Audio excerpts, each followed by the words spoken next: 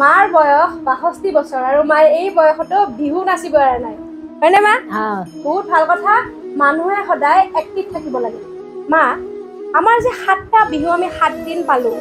এই ৭ দিন বিহুৰ আমি প্ৰত্যেকটো দিনা আমি কি কি বিহু হিচাপে উদযাপন কৰো কৈ দিবা নেকি এবাৰ প্ৰথম দিনা গৰু বিহু গৰু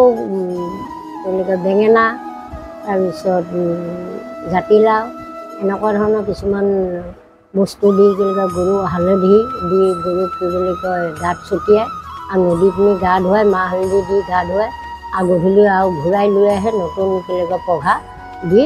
প্ৰত্যেকটো গৰুকে নতুন পঘা দিয়ে এইবিলাক নিয়ম লাও খা বেঙেনা খাই বেঙেনা খাই এইবিলাক গায় এনেকুৱা নিয়ম দেখি আহিছোঁ আৰু ২ নম্বৰ দিনটো হ'ল মানুহৰ বিহু মানুহৰ বিহুতো জানাই মানুহক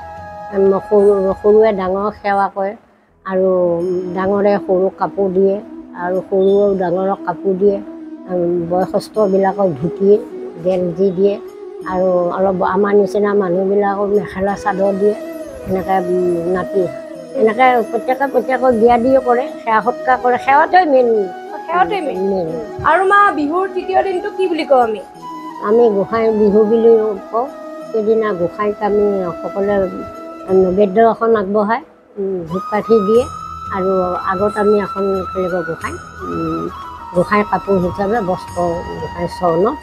দিওঁ আমি ৪ নম্বৰ দিনটো মা তাঁতৰ বিহু বুলি কোৱা হয় শিপিনীসকলে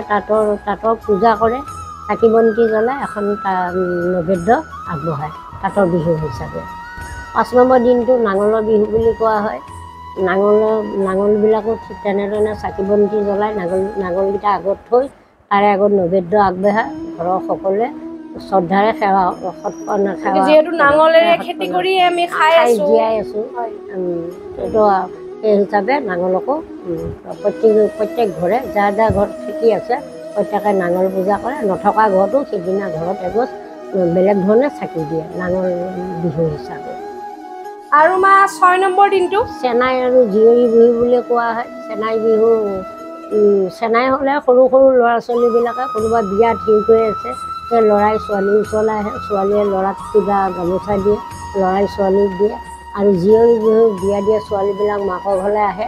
মাকক আহি মা দেউতাকক সেৱা কৰে